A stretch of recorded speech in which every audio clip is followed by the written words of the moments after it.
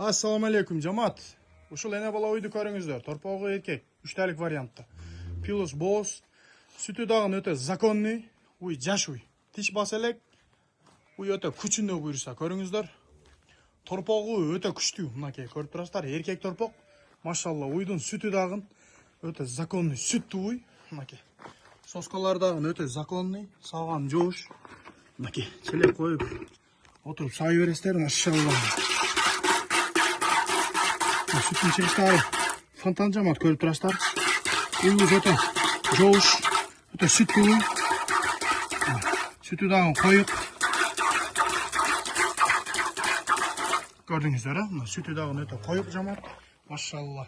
Эгерде көрүңүздөр, эгерде кимге энчиге керек болсо байланыша бересиздер. Буюрса акчасы 245 миң сом. Бир аз содалашуу жолу бар. Уй өтө энчи бап. Жаш уй. Тиш бассам ал бекер жамаат.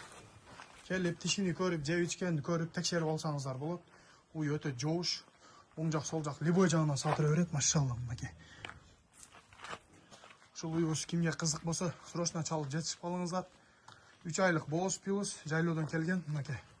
Торпок эркек. Эси боз деди жамаат. Боз десе боз деп айтабыз.